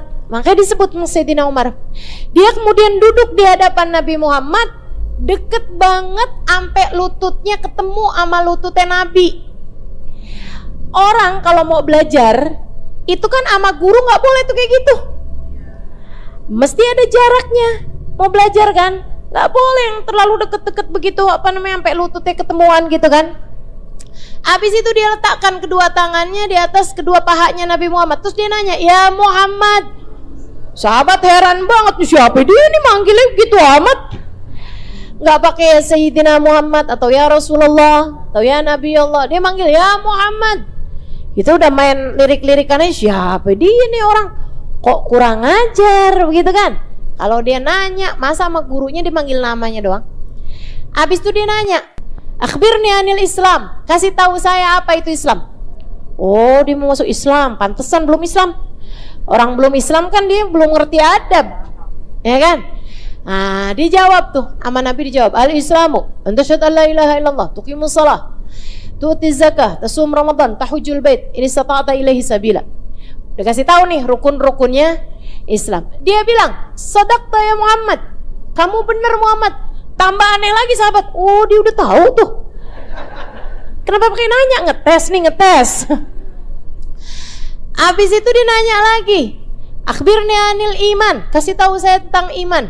Nabi Muhammad bilang, tu'minu billahi wa malaikatihi wa kutubihi wa rusulihi wal yawmil akhir wa bil qadari khairihi wa syarrihi minallahi ta'ala. Dia bilang sadaqta. Akhbirni anil ihsan, kasih tahu saya apa itu ihsan. Ama Nabi sebut lagi, anta'budallah ka'annaka tarahu fa illam takun tarahu fa innahu yarak. Kamu beribadah kepada Allah seolah-olah kamu melihat Allah. Kalau kamu belum bisa, maka musyahadah, setidaknya kamu tahu bahwa Allah selalu melihat kamu. Dia bilang sadaqta. Habis itu ada pertanyaan keempat. Dia bilang, akhbirni anis sa'ah, kasih tahu saya kapan kiamat. Bu, Nabi ditanyain kapan kiamat, wahai Rasul. Nabi Muhammad, bu, nggak sok tahu, nggak kemudian dari perhitungan, nggak ada ceritanya, nggak kemudian berdasarkan dari ketebalannya atmosfer bumi atau apa gitu kan. Nggak ada. Nabi Muhammad nggak bilang ini, nggak bilang itu, ibu-ibu saudariku sekalian. Atau dari penglihatan saya ketika saya di Isra Mi'raj gitu ya, nggak ada kayak gitu saudariku sekalian. Apa jawab Nabi Muhammad? Mal mas'ul anha bi'a'lam minas sa'il, yang ditanya tidaklah lebih mengetahui daripada yang ditanya. Yang bertanya tidaklah lebih tahu daripada salah. Maksudnya saya nih nggak lebih tahu daripada kamu yang nanya gitu. Mal mas'ul anha bi'a'lam minas sa'il, yang ditanya tidak lebih tahu daripada yang bertanya. Idzan akhbirni an asyratiha. Dia bilang, kalau gitu kasih tahu saya tentang tanda-tandanya. Nabi Muhammad kemudian ngasih tahu tanda-tandanya. Ada tanda-tanda dekat, ada tanda-tanda jauh. Nah, kalau tanda-tanda jauh ini udah hampir semuanya terjadi. Seperti misalnya antalidal amatu rabbataha, banyak orang tua takut sama anak. Jadi Jadi kayak orang tua melahirkan majikannya gitu kan. takut ditinggalin, takut nggak dinafkahin, takut itu tuh nggak gitu sebenarnya. Orang tua harus punya wibawa terhadap anak-anaknya ya. Kamu jangan mempercepat terjadinya kiamat, jangan begitu. Kemudian katanya Nabi Muhammad SAW, antaral ufatal urah yatatawaluna fil bunyan. Kamu lihat orang-orang yang asalnya bahkan nggak punya baju, nggak punya alas kaki, sekarang pada naikin bangunan. Nah, itu cerita tentang ada banyak orang-orang kaya mendadak di zaman akhir. Nah, ini kan banyak nih kan, zaman sekarang orang-orang yang kaya mendadak. Teman-teman sekalian, Nabi Muhammad kasih tahu tentang tanda-tandanya. Habis itu dia pamitan pulang, jalan nih keluar. Para sahabat kayak mukanya pada penuh tanda tanya gitu. Terus Nabi Muhammad sendiri yang nanya, Araftum manis sa'il? Tahu kalian siapa dia itu yang barusan nanya-nanya? Para sahabat menjawab, Allah wa rasuluhu a'lam. Allah dan Rasulnya yang tahu, kami nggak tahu. Nah, itu juga para sahabat nggak kemudian main-main tebak-tebakan. Palingan ini ya Rasul, Nabi Khidir kali ya Rasul, misalnya gitu ya. Nggak gitu. Mereka Allah wa rasuluhu a'lam. Nabi Muhammad kemudian mengatakan, atakum Jibril yu'allimukum dinakum. Yang datang kepada kalian baru saja itu adalah malaikat Jibril untuk mengajarkan kepada kalian tentang dasar-dasar agama kalian. Keren. Gurunya malaikat Jibril, keren. Para sahabat tuh Bu, para sahabat. Makanya katanya Habib Umar bin Hafid, kamu jangan sampai dalam hatimu tuh ada sedikit aja rasa kurang hormat sama para sahabat.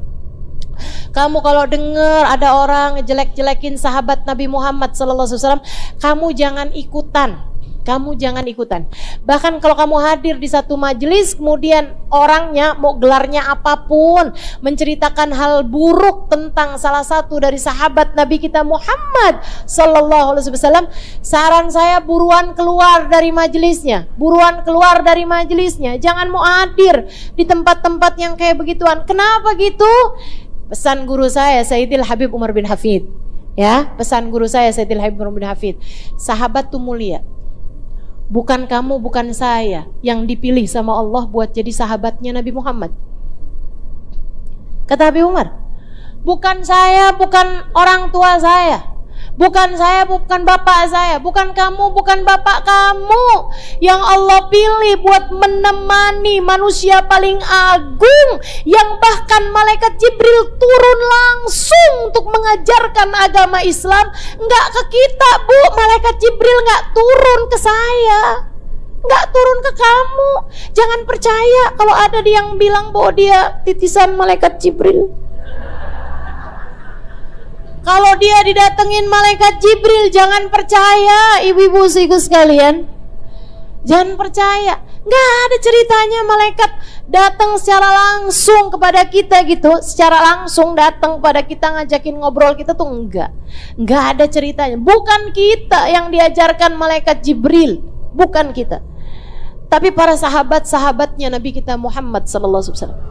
Andai bukan karena kesolehan mereka, Allah gak akan pilih jadi sahabatnya manusia yang terbaik kok. Kamu nih punya anak paling kamu sayang, kamu biarin gak anak kamu temenan sama orang yang gak baik? Gak ada. Kamu bakalan milih anak kamu nih temenannya sama siapa? Apalagi kalau anak tersebut adalah anak yang paling kamu sayang, paling pinter, paling nurut, paling hebat. Yang andai tidak karena dia tuh kamu gak akan beli ini, kamu gak akan beli itu. Kamu pasti bakalan jagain temen-temennya, pasti orang-orang yang sangat-sangat soleh, sangat terpilih. Kamu liatin, kamu cari tahu. Demikian pula dengan di atas muka bumi ini gak ada manusia lebih Allah cintai daripada Sayyiduna Muhammad. Allah pilihin teman-temannya, Sayyidina Abu Bakar, Sayyidina Umar, Sayyidina Uthman, Sayyidina Ali. Allah pilihin teman-temannya Nabi Muhammad, Sayyidina Zubair bin Al-Awwam, Sayyidina Khalid bin Al-Walid. Allah pilihin Abu Ubaidah bin Al-Jarrah, Abdurrahman bin Auf. Allah pilihin sahabat-sahabatnya Nabi Muhammad, Sayyidah Aisyah, Sayyidah Khadijah, Sayyidah Fatimah. Allah pilih. Mereka semua adalah orang-orang mulia. Mudah-mudahan kita tidak terhalang dari kemuliaan mereka semuanya. Amin ya rabbal alamin. Jadi teman-teman saudaraku sekalian, pertanyaan tentang kiamat kapan sih sebenarnya? Itu udah dari zaman dulu. Dan yang bertanya kebanyakannya adalah justru bukan orang-orang yang punya kesiapan. Bukan nih ya, orang-orang soleh yang hidupnya pengen nyari ridhonya Allah Subhanahu wa taala, enggak sibuk-sibuk nyari tahu kiamat kapan. Teman-teman sekalian, yang kebanyakan nanya-nanyain tentang kiamat kapan, orang-orang yang gak segitunya sibuk untuk berbekal menuju Allah. Kenapa gitu? Karena orang-orang soleh faham man mata qamat kiamatuh. Siapa yang datang ajalnya berarti sudah berdiri kiamat baginya. Kamu kalau udah datang ajal kamu berarti udah datang kiamatmu. Kan begitu? Sebab kalau kiamat kan kamu gak bisa ngapa-ngapain. Nah kalau mati kan juga sama, kamu gak bisa ngapa-ngapain. Ustazah, berarti arwah gentayangan tuh gak ada ya Ustazah? Gak ada? Ada aja. Ustazah, katanya si manis jembatan itu katanya Ustazah ya, dulunya tuh ada anak Ustazah perempuan cakep. Terus dia ini dizolimin orang, terus akhirnya dia suka nakut-nakutin orang yang lewat di situ tuh Ustazah. Itu beneran nggak Ustazah? Nggak ada. Kenapa gitu? Karena orang kalau meninggal dunia Bu, pasti dia akan dimasukkan dalam alam barzah. Alam barzah itu ada dua, ibu-ibu sekalian. Ada iliyin, tempat kenikmatan. Ada sijin, tempat azab kubur. Orang kalau diazab Bu, boro-boro mau gangguin orang.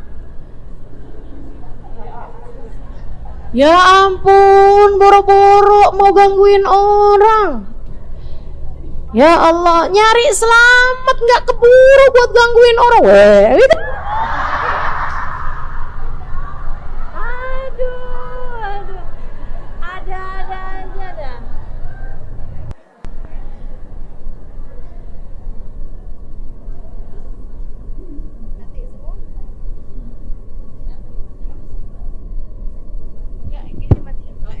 Tes Allah. 1, 2, 3. Allah. Iya, jadi nggak mungkin ada ceritanya. Gitu kan mendadak mati Ustaz mic-nya.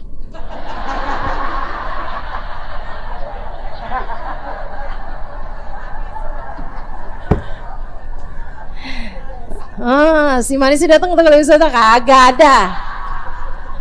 Ampun. Kalau lagi disiksa nggak bakalan gabut mau gangguin orang ya. Kalau mendapatkan kenikmatan, lah ngapain dia mau gangguin orang? Iya kan, orang udah mendapatkan kenikmatan di dalam alam sana, udah nggak akan.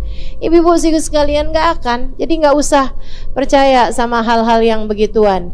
Terus Ustazah, kalau ada penampakan itu ada jin. Tetap serem juga Ustazah. Kan sering saya kasih tahu sama kamu Bu, orang kalau sakit, kita nih manusia nih kalau sakit, kadang-kadang kan rasa makanan asalnya manis jadi gak manis, iya kan? Karena kita lemah jadi gak bisa ngerasain makanan-makanan. Bu, bangsa jin itu Bu, kalau dia lagi sakit, kalau dia lagi ada masalah, lagi depresi, baru menampakkan diri ke orang. Jadi kamu kalau lagi ditampakkan gak usah takut.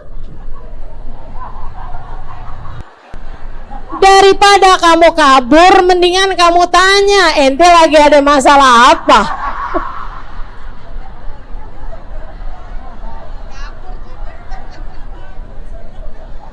Lagi lemah itu, lagi sakit, lagi depresi, jadi mendingan kamu tanyain aja, ada masalah apa? Ya ampun.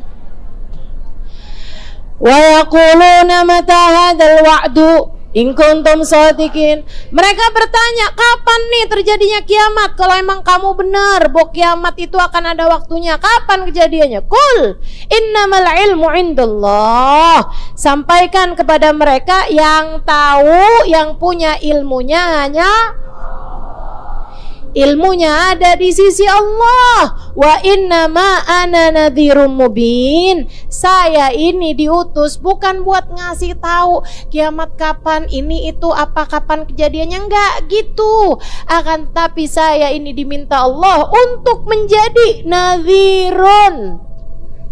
Nadhirun, pemberi peringatan. Mubin, yang sangat jelas, memberi penjelasan-penjelasan tentang cara menjadi orang yang selamat. Nabi itu ada untuk ngasih tahu jalan buat kita, jalan hidup kita, teman-teman. Jalan hidup kita. Jadi kamu daripada sibuk-sibuk mengartikan kalau ada burung ini,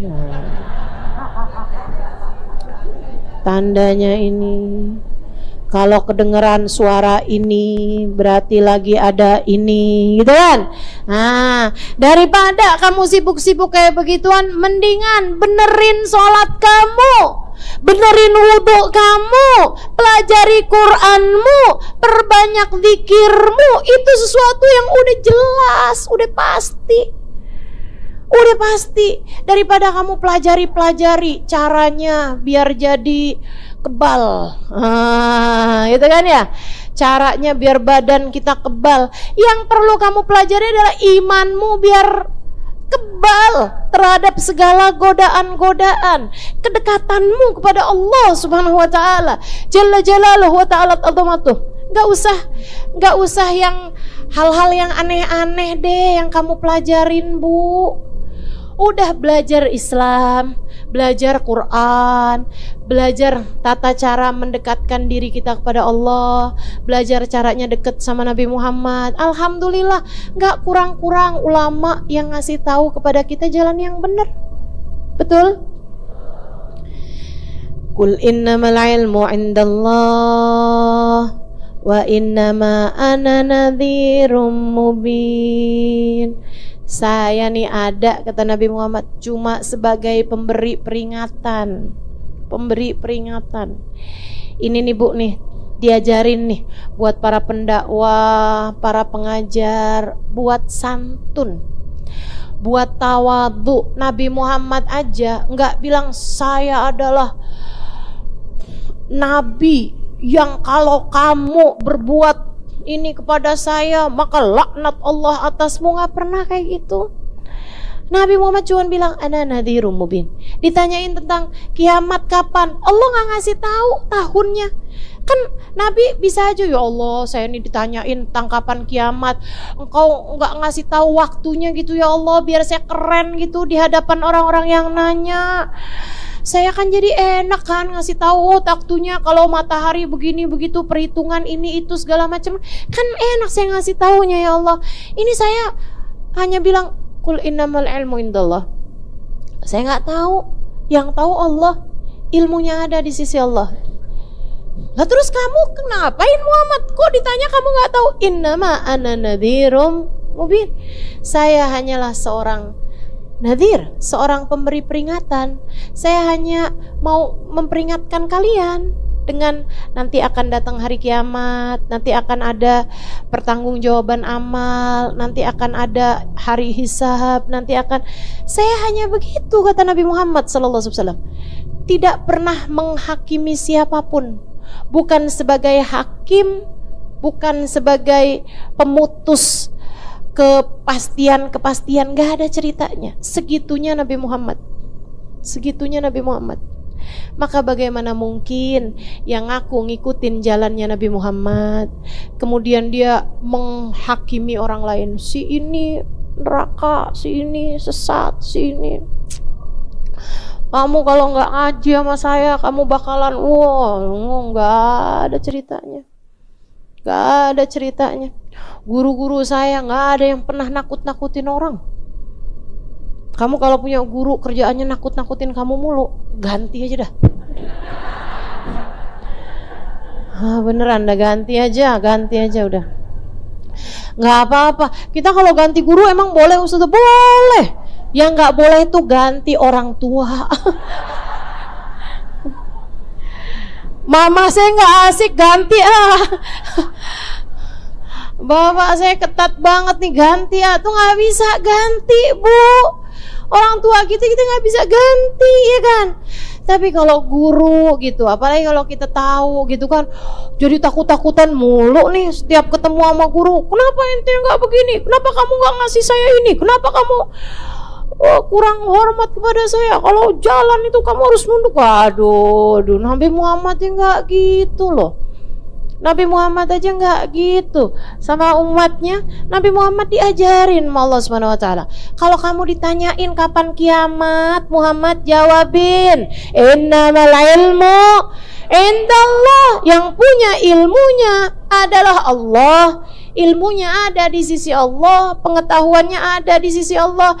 Saya tahu kalau saya dikasih tahu, kalau saya nggak dikasih tahu ya saya nggak tahu. Gitu. Nah terus ngapain? Kamunya sendiri buat apa Muhammad? Innama ana nadhirun mubin. Saya mah cuman orang yang disuruh ngasih peringatan. Saya hanyalah seseorang yang diminta untuk memberi peringatan.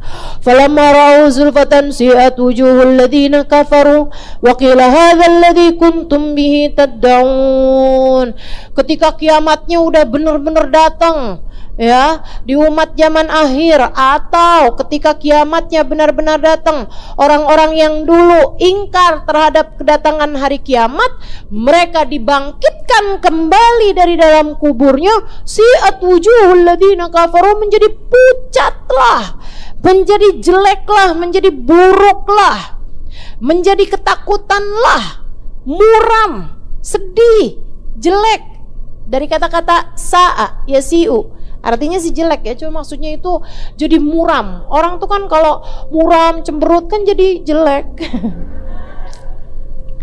Si'at wujuhul ladzina kafaru, jadi muramlah, jadi takutlah, jadi paniklah wajahnya orang-orang kafir.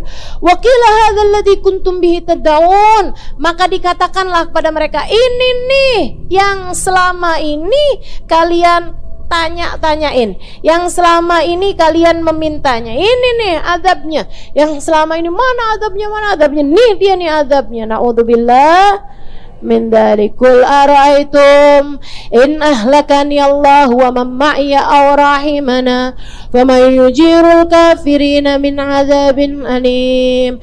Bilang sama mereka semuanya itu, hai Muhammad, qul ara'aytum, bagaimana pendapat kalian, in ahlakani Allah, jika Allah menghancurkan saya. Siapa maksudnya? Nabi Muhammad sallallahu alaihi wasallam. Wa man ma'iya, atau orang-orang yang bersama dengan saya. Jika saya dan para sahabat ini dihancurkan oleh Allah Subhanahu wa taala, aw rahimana, atau kalau Allah Subhanahu wa taala merahmati kami,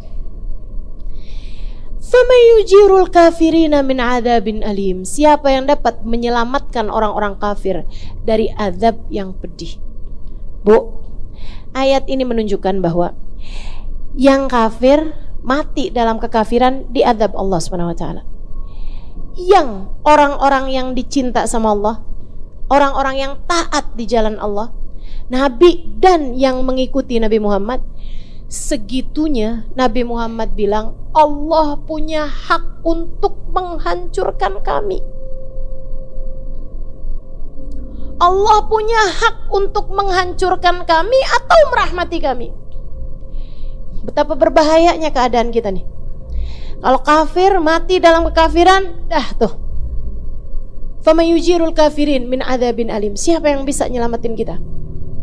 Kalau kita meninggal dunia dengan membawa iman, membawa Islam, mati sebagai umat Nabi Muhammad sallallahu alaihi wasallam, segitunya aja keadaan kita itu, in ahlakani Allah aw rahimana.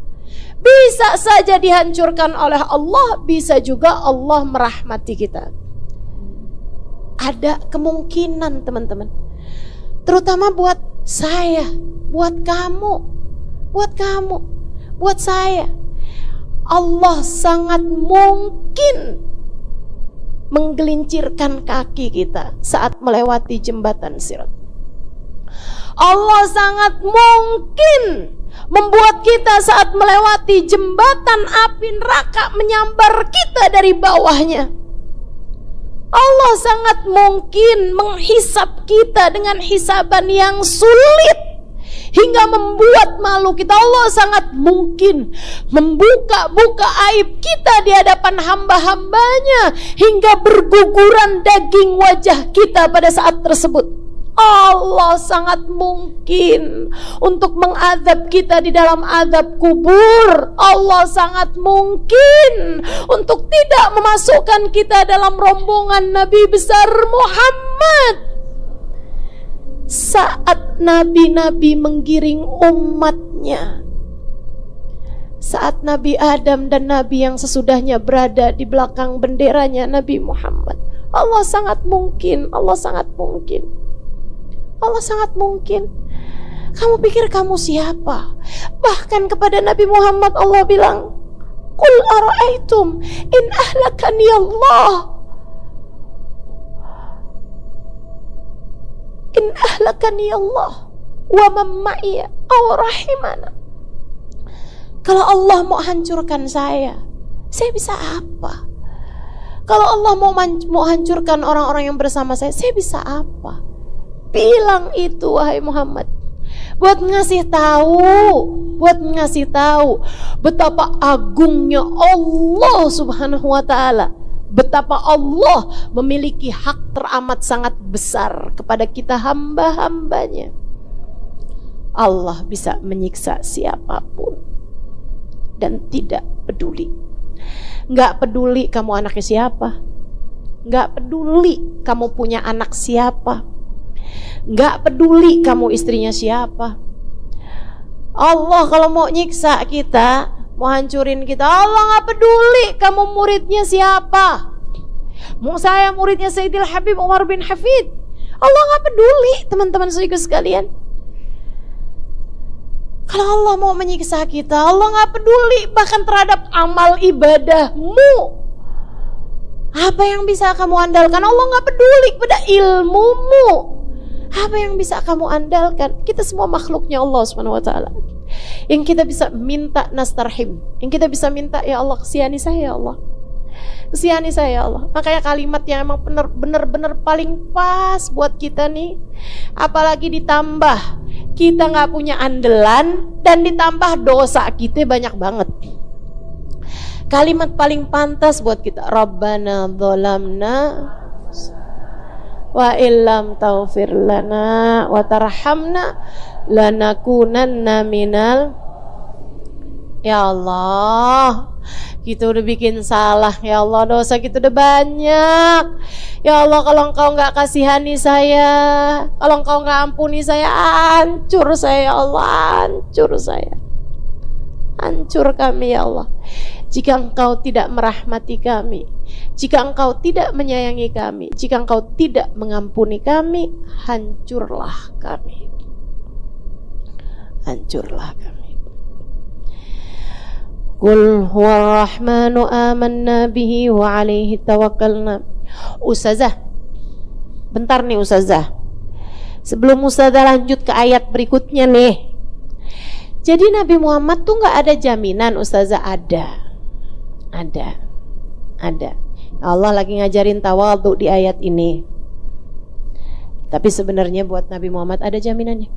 A'udzubillahi minasyaitonirrajim. Bismillahirrahmanirrahim. Yauma la yukhzillahu an-nabi walladzina amanu ma'ahu nuruhum yas'a baina aydihim wa biaymanihim yaquluna rabbana atmim lana nurana waghfir lana.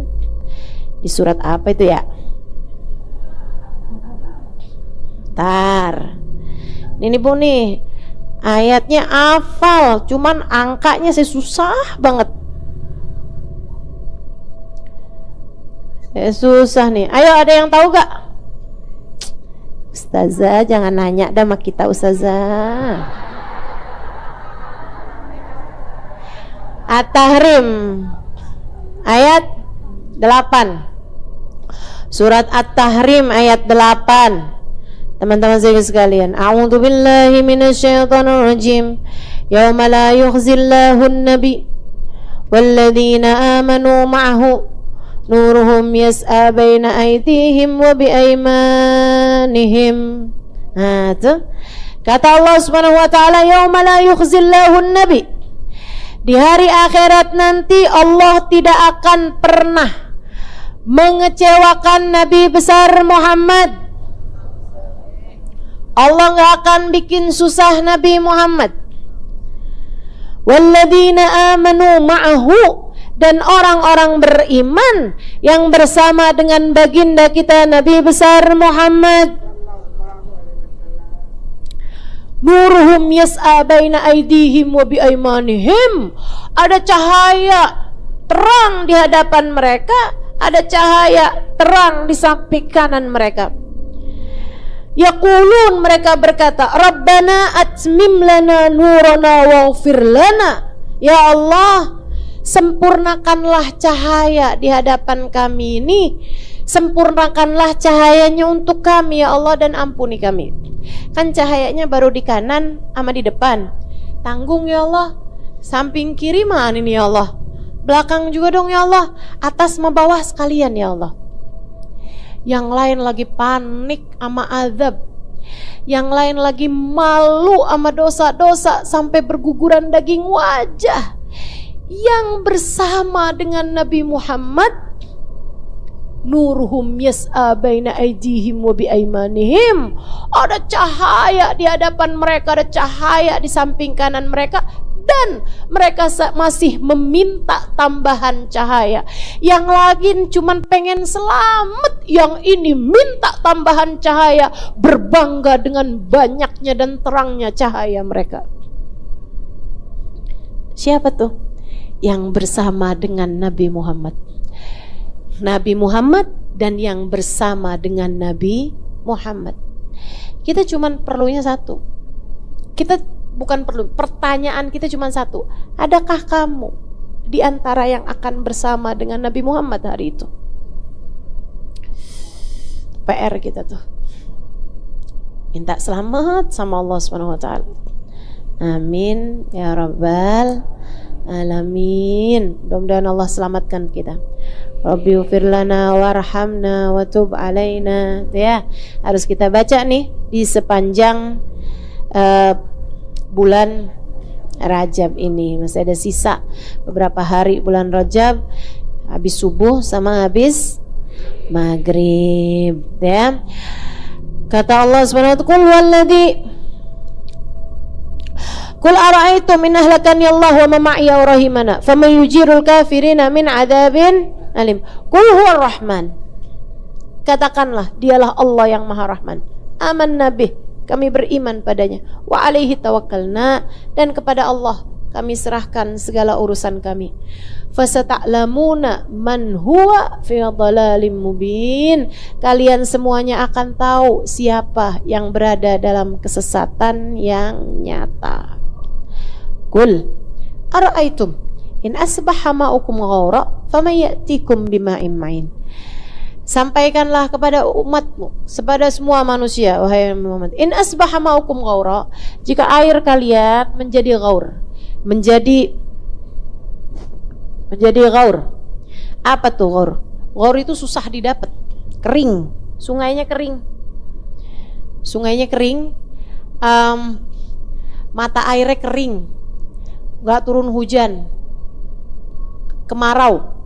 Famayatikum bima'in ma'in. Menurut kalian siapa yang bisa mendatangkan air yang ma'in, yang mengalir, air yang jernih? Menurut kalian siapa yang bisa mendatangkan air yang jernih? Makanya bisa saya baca ini, kita bilang Allahu Rabbuna wa Rabbul. Yang bisa mendatangkan air adalah Allah, Tuhan kami dan Tuhan alam semesta. Makanya kita kalau habis minum nih ya, saya ajarin minum ya. Aus, kamu pikir nggak aus apa?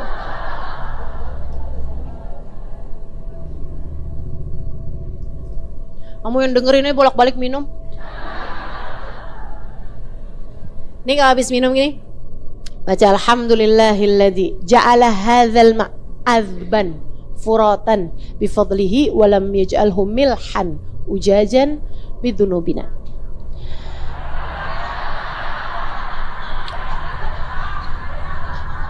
Artinya ya Allah terima kasih yang telah menjadikan air ini azban, tawar, azban furatan, gampang didapatnya. Air ini tawar dan gampang didapat, ya kan? Antara mau beli air sama beli emas, susahan mana? Iya kan? Air nih teman-teman sekalian kita paling perlu, tapi paling gampang didapat. Ya Allah terima kasih ya Allah yang telah menjadikan air ini tawar, nggak asin, tawar, sehingga enak kita minumnya, furotan dan gampang dicarinya. Dengan rahmat-Mu ya Allah, dan tidak menjadikan air ini milhan, asin, ujajan. Ujajan itu sama nih kauran, asin atau sulit didapat, asin atau kering, bidunubina, dengan sebab dosa-dosa kami. Allah tuh bisa banget. Kalau Allah udah gemes sama tingkah hamba-hambanya, kalau Allah udah marah, Allah udah murka kepada hamba-hambanya, ya Allah bu, serem banget gak sih? Allah mau bikin longsor, Allah bikin longsor, Allah mau bikin banjir, Allah bikin banjir. Allah mau bikin apa yang menurut kamu susah? Tsunami Allah bikin apa? Apa yang susah menurut kalian? Bagi Allah SWT memberhentikan bumi sepesawat, senegara, sedunia diberhentikan, enggak tanggung-tanggung 2 tahun karena COVID. Betul gak? Allah kalau punya mau apa aja, innama amruhu idza arada syai'an. Apalagi cuman sekedar bikin air kering, apalagi cuman sekedar bikin air jadi susah didapat, dan karena sebab dosa-dosa kita. Makanya habis minum baca doa itu. Nah kalau kamu minumnya itu diawali dengan bismillah, 3 nafas ya, tidak tiga kali pemberhentian airnya, dan tidak bernafas dalam air 3 kali. Paham gak sih maksud saya? Ini udah sore-sore gini nih ngomong kelibet-libet nih dah. Minum, gelak-gelak. Ya, sebelum minum bismillahirrahmanirrahim, gelak, berhenti. Bismillahirrahmanirrahim, gelak, berhenti. Bismillahirrahmanirrahim, gelak, berhenti. Habis itu baca alhamdulillahilladzi ja'ala hadzal ma'adzban furatan bifadlih wa lam yaj'alhu milhan ujajan bidunubina. Nabi Muhammad cerita, selama kamu minum tadi itu dosa berguguran dari dirimu. Tuh enak banget gak tuh? Kamu punya banyak dosa, minum yang banyak. Dengan caranya Nabi Muhammad SAW, dosa berguguran selama kamu minum. Teman-teman saya sekalian, bahkan dalam satu riwayat inian ya tentang fadilah-fadilah itu diceritakan bahwa selama air tersebut dalam perutmu, Allah gak akan takdirkan kamu berbuat maksiat.